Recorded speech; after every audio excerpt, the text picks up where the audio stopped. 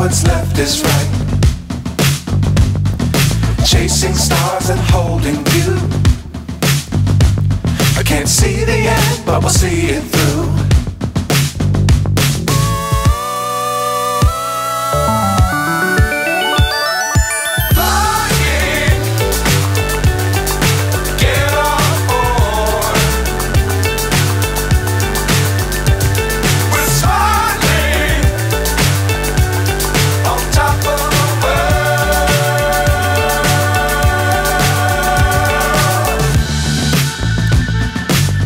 Times don't fly too high. Be sure to keep the ground in sight. Fly forever if you keep it tight. Love the world but keep the sky on your mind.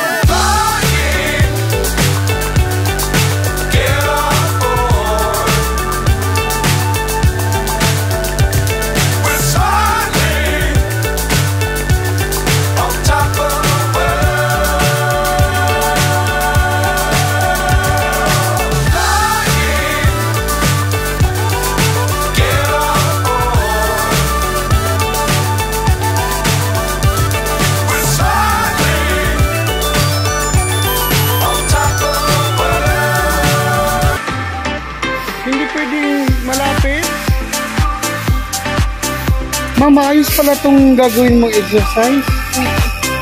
Ha? Papawisan ka na yan. Maayos pala itong gagawin exercise, no? Bukod sa personal fitness, papawisan ka, kakatulong sa environment pang naglilinis. Tapos, yung paglilinis, beautification pa sa ating environment. Ayos yan.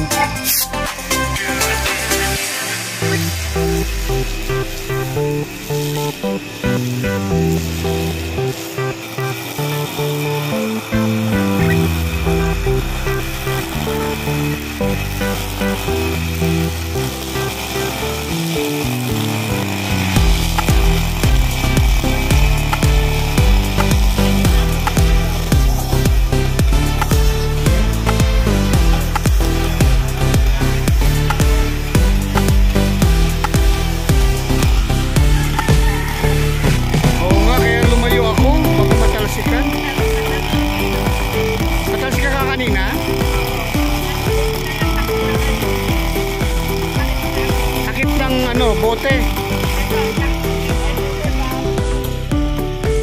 Ay, salamat sa sponsor sa merienda. Yun ang kagandahan po dito sa lugar nila.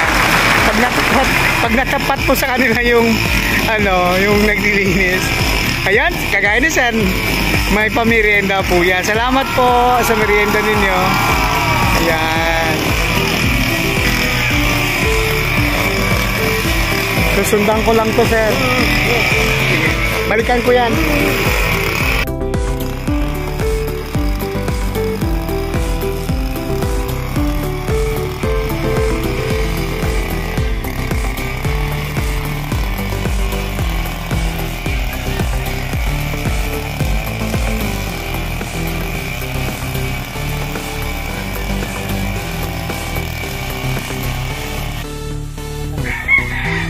Teka, tingnan natin kung sino tong naka-jacket, naka-full gear. Yun o! Sir Angel pala yun eh. At ano na? O, diba? Siyempre. Sisipag talaga ng kabalikat, no? Tignan mo. Yan. At? Oh, kala ko ikaw kapatid ni Ma'am Jenny. Oh, kasi kayo ni Ma'am Jenny ang pareho malusog. Hindi, Jenny. Okay, picture. 1, 2. Yan.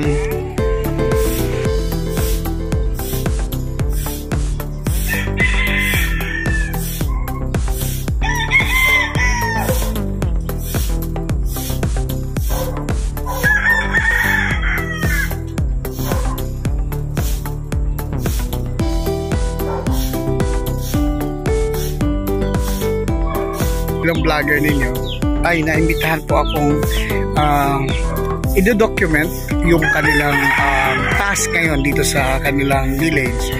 Progressive 14 and 16 dito po sa Maymodino. Ngayon po, ang role ng vlogger nyo is mag-document ang kanilang activity ngayon dito. Paglilinis po sa kapaligiran. Actually po, dalawa lang po ang naatasan po rito na gagawa. This is in cooperation with effort ito ng buong homeowners association ng kanilang village. At the same time, unified effort to sa mga contributions po ng mga homeowners association dito na magkakaroon po talaga ng operation linis. At ang mga gumagawa dito, in fairness, may mga sahod sila dahil nga po budgeted po siya ng organization. Ang kagandahan lang kasi, hindi na sila naghihintay ng government or mga sanitary NGO na mga nagagawa. Sila na rin mismo ang gumagawa sa kanilang kapaligiran. Malaking bagay po yun na sa organization may kusa na po kayo na gagawa ng isang bagay. Of course, dagdag din po sa income-related activity po sa ating mga katropa. So, malaking bagay din po yun dahil po isa sa mga gumagawa po ng mower ay kabalikat. So, sinishare ko lang sa inyo na nasa kabalikat na po lahat ang gusto nyong itatap. Just in case meron kayong mga request or anumang mga bagay-bagay, name those things na pwede nyo nang tawagin ng kabalikat para matulungan kayo. So, nakausap ko po ang isa sa mga katropa natin na siya pong nagkaroon ng task na gumagawa dito. Actually, si Sir ay isa sa mga national coordinators po ng kabalikat, si Sir Angelo. At kasama po niya ang kapatid niya rito. Mga kabalikat po yan. Actually, galing pa po si Ma'am ng Tunasan. Chapter. Chapter, ano? Okay. Maganda po kasi kabalikat po ang natatap po dito sa homeowners dito sa Progressive 14 and 16 na siyang gagawa po sa kanilang cleanliness drive. Hindi naman kailangan maramihan kasi dalawa lang naman pwede na. Ang maganda dito kasi ang homeowners association meron po silang monthly na ginagawang cleanliness drive sa kanilang village. Tapos may budget po yan kasi siyempre po tulong-tulong po ang buong association dyan para po ma-maintain po ang kagandahan ng kanilang village. At ang plus pa dyan is kabalikat po ang natatap. Since dito po nakatira ang ating katropa, hindi na po lalayo. At least ito na po si Sir Angelo. Yan si Ma'am. So, yun po ang ating sana po may mga may mga advantage po. Pag dito po sa village, mayroon pong meron pong kusang, nakikita nyo po, pag ito po, hindi po nalilinis, ano yan, talagang tutubo ng kusa yan, kasi natural ano po yan eh. Mga damo po yan eh. Ngayon po, ang ginagamit ay mower, tapos yung natatanggal, dyan lang po sa tabi para po magiging natural fertilizer po yun. At isa po sa mga maganda pong gawain ng subdivision or the village is that hindi na po sila kumukuha ng tao sa labas. Dito na lang po sa loob. So yun.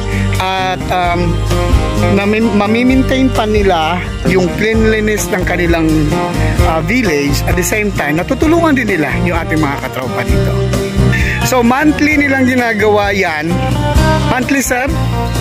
Sa susunod na buwan ulit, ganun na po ulit ang proseso. So makikita nyo yung kanilang roadside ay malinis yan. Ilang metro po ang layo mula sa kalsada? Dati pa lang. Okay. So, isang di pa. So, yan.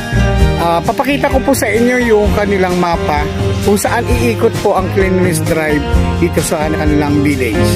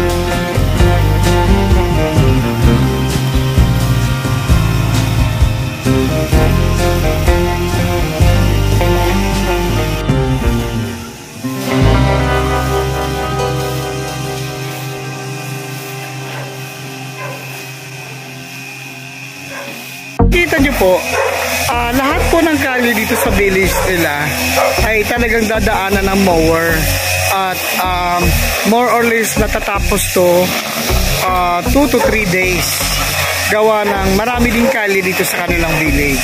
Yan po ang kanilang gagawin. Siguro ilang metro lang po, mga isang bit pa po mula sa kalsada, matatanggal lang po yung mga damo na tumutubo at ito'y monthly po nilang gagawin.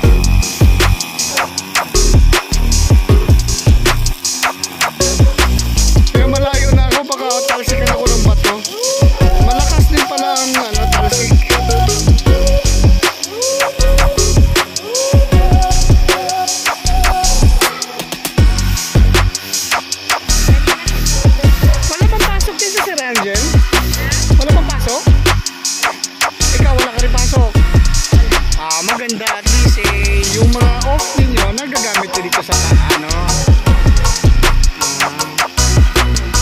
Sipag dito na sa Rangilo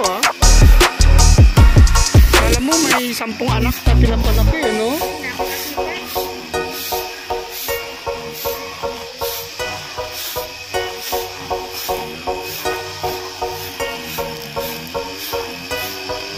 Masarap kayo magaganyan pero hindi pa ako nakaranas ng humahawak ng ganyan. Parang naglalaro.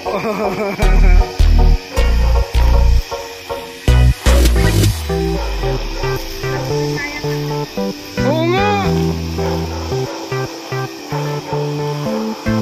Good morning po. Yan, makikita na kayo sa YouTube niyan. Oo. Hindi ko tatanggalin to kasi nandito ko sa YouTube. So, ano po masasabi nyo? Dito po sa inyong lugar ay meron kayong monthly na ginagawa na paglilinis sa kalye. Ang gusto hindi ako tawad. Hindi ka tiga rito. Kahit na, okay. Dito naman ako. Masaya ako dito na ilang araw.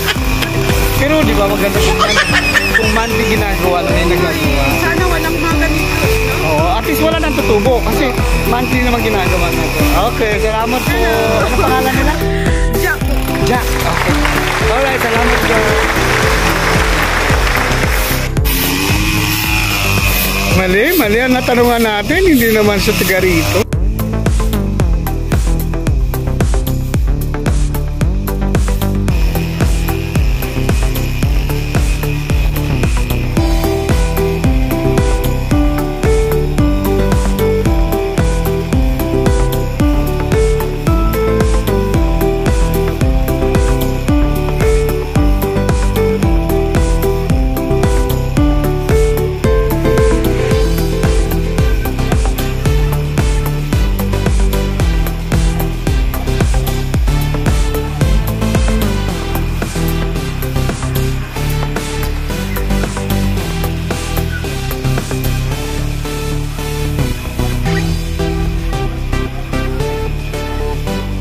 Dumistansya ako ng medyo kalayuan. Nagtaksikan ako ng bato. Pero ngayon, medyo dumistansya ako ng kalayo-layo kasi delikado. Nasasama kasi yung bato. Eh wala akong dalang salamin. Baka yung aking ay matatamaan.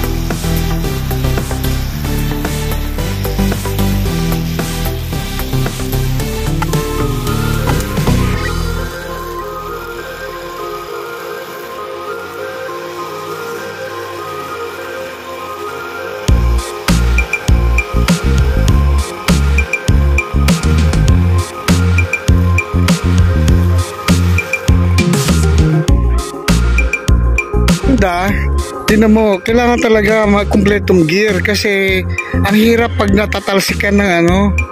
So yun, tapos balot ang buong katawan plus ito importante kasi ito isang ganyan lang na matatama sa mata mo, wala na, bulag na.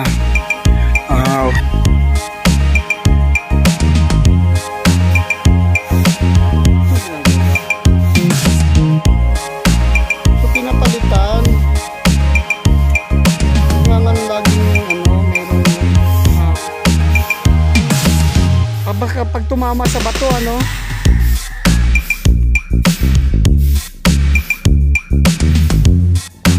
Yan.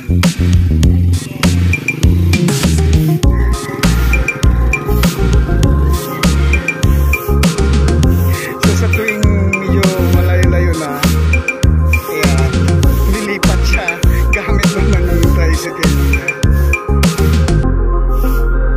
Doon tayo sa tricycle magbabantay.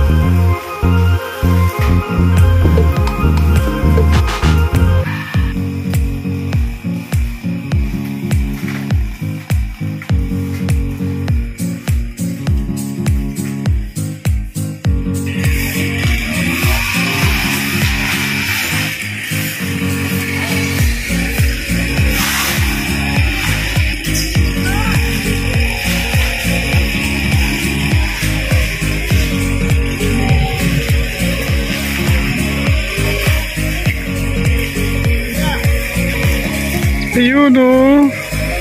Nagpapatubig, merienda.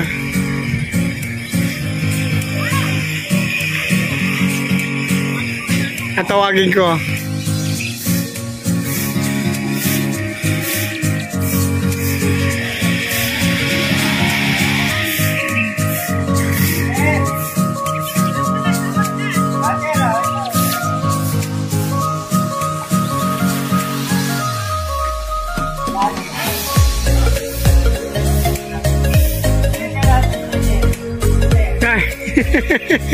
Yun oh. Guwapo naman ang opisyal na yan ah.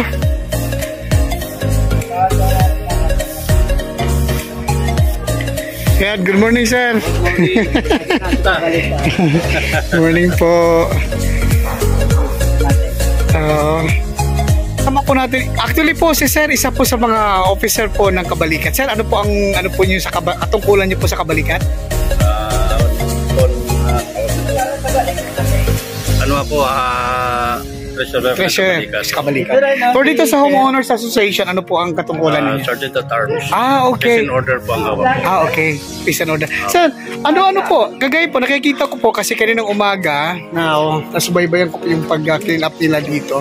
Ano po itong ginagawa nila, Sir Madla, Sir Angelo? Si Sir Madla po, membro po siya ng Kabalikat ng Progressive 1416. Okay. Okay, so inatasan ng PUA na siya yung gaganap na mag-clean drive ng common hallway, common area namin. Siya yung mag-grass cutting. At the same time, yung ibang namin naman mga membro ng Kabalikat dito, sa gabi naman ginagawa nila yung pag-duty. Okay. Nag-routine sila dito sa buong area. So, yun po ang ginagawa nila. So monthly to? Actually, hindi naman monthly ito. Sa loob ng isang buwan, siguro kung gaano na kataas yung...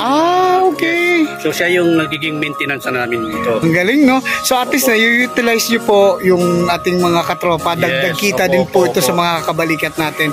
Actually, guys, hindi po to activity ng Kabalikat. Ito po yung activity po ng Homeowners Association po ng Progressive 16 and 14. So, it's just that natatap nila po yung mga katropa natin. Good job po dyan kasi po, ang association po nila ay hindi lang po, actually pwede naman po kahit sino, kaya lang po mas trusted po nila dahil nandito na rin po ang mga officers natin dito sa Kabalikat. Mas tinatap po nila yung ating mga katropa. Magandang gawain po yan na dadagdagan natin ang source of income po ating mga katropa. Okay. Palakpakan po natin ang mga officialis po ng Homeowners Association dito po sa Progressive 14 and 16. Thank you sir. Thank you sir. Maraming salamat. Opo. Happy New Year and good luck. Okay.